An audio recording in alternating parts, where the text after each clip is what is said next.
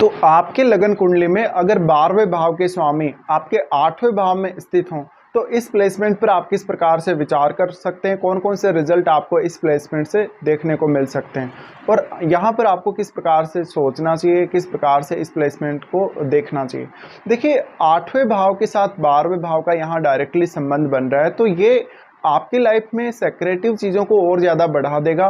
जहाँ पर रिलेशनशिप को लेकर बहुत ज़्यादा सेक्रेसी है, जहाँ पर आपकी इमेजिनेशन को लेकर बहुत ज़्यादा सेक्रेसी है, आप कोई बिजनेस कर रहे हैं तो उसको लेकर बहुत ज़्यादा सेक्रेसी है, ये स्थिति आपके अंदर बहुत ही गजब का सिक्स सेंस भी डेवलप करेगी।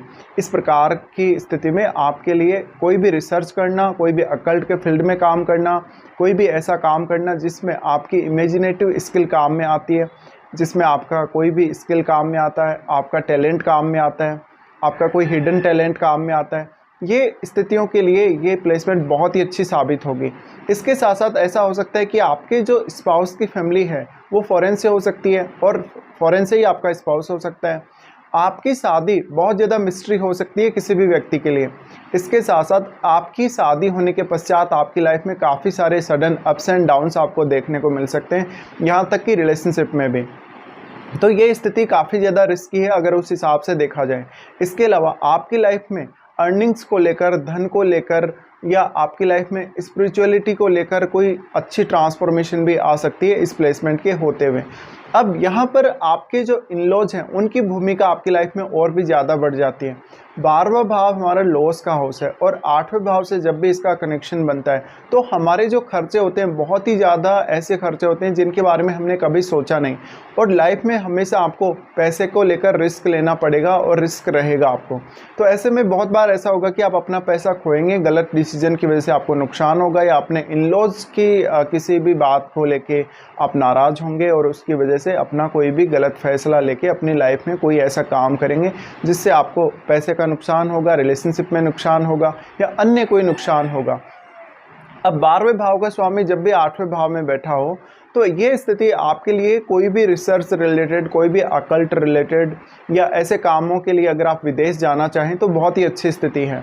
इसके साथ साथ आपको फॉरेन में कुछ ऐसे चांसेस मिल सकते हैं अर्निंग्स करने के जो काफ़ी सेक्रेट हो सकते हैं। आपकी पूरी लाइफ बहुत ज़्यादा सेक्रेसी से घिरी हुई रहेगी।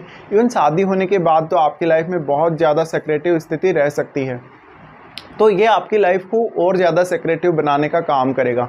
अब ये स्थिति में कभी कभी ऐसे इवेंट्स आपकी लाइफ में आ जाएंगे जिनको आप हैंडल ही नहीं कर सकेंगे, जैसे कि अचानक से आपका या आपके जीवन साथी का स्वास्थ्य खराब हो गया या आपको कोई बहुत बड़ा लॉस हो गया। हालांकि ये स्थिति आपको बहुत ही ज़्यादा मिस्टीरियस बनाती है, तो दूसरों के लिए आपको समझना काफ़ी ज़्यादा मुश्किल हो जाएगा। हालांकि फिर भी आप दूसरों के माइंड को बहुत अच्छे से रीड कर सकेंगे और अपनी काबिलियत का, अपनी इमेजिनेशन का या अपने कौशल का पूरा इस्तेमाल ज़रूर कर सकेंगे।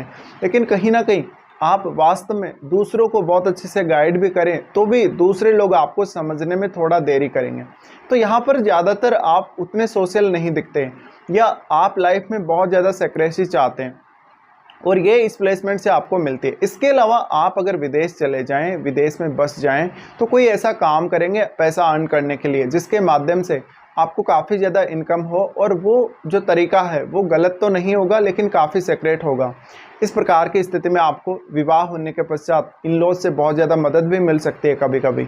और आपके जो फाइनेंस से रिलेटेड काम हैं, जो रिलेशनशिप से रिलेटेड आपकी लाइफ में जो स्थिति है या जो आपकी लाइफ में जितनी ज़्यादा सेक्रेसी है उसको लेकर आपके जो इन-लॉज हैं वो आपकी लाइफ में बहुत बड़ा रोल एक प्ले करेंगे।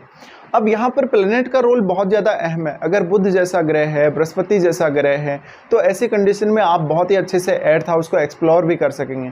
लेकिन यहाँ पर अगर चंद्रमा जैसा ग्रह है तो ये आपको बहुत ज़्यादा डिप्रेशन में, एंग्जाइटी में लेकर जा सकता है और कभी कभी ऐसी कंडीशंस भी आ सकती हैं कि आप अपनी मैरिज के बाद अपनी लाइफ को हैंडल करने में ही सक्षम नहीं होंगे और आप कभी कभी ऐसा होगा कि स्पेकुलेटिव काम करके या कोई ऐसा लालची प्रवृत्ति की वजह से कोई ऐसा नुकसान कर लेंगे जिसकी वजह से आपकी हिम्मत एकदम से टूट जाएगी।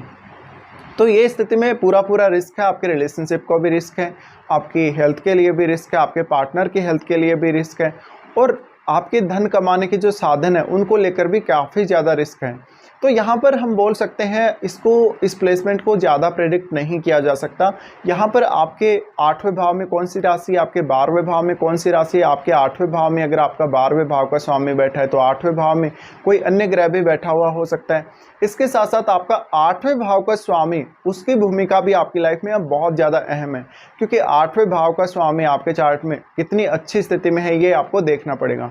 क्योंकि जो 12वें भाव का स्वामी है उसका डिस्पोजिटर आपका 8वें भाव का ही स्वामी हुआ, तो इसलिए 8वें भाव के स्वामी की भूमिका और उसका रोल आपकी लाइफ में काफ़ी अहम हो जाएगा। और उसकी जो क्वालिटीज़ हैं वो क्या 12वें भाव के स्वामी के साथ मैच हो रही है या नहीं हो रही। अगर मैच नहीं हो रही तो ये एक बहुत ही ज़्यादा रिस्की प्लेसमेंट बन जाती है। शादी के बाद शादी टूटने के भी बहुत अधिक चांसेस बनते हैं, या रिलेशनशिप में उतार चढ़ाव काफ़ी ज़्यादा आते हैं। इस प्रकार की स्थिति में कभी कभी आप बहुत लंबे समय तक फॉरेन में रह के बहुत अच्छे अर्निंग्स कर जाते हैं और लोगों को पता ही नहीं लगता बिल्कुल भी।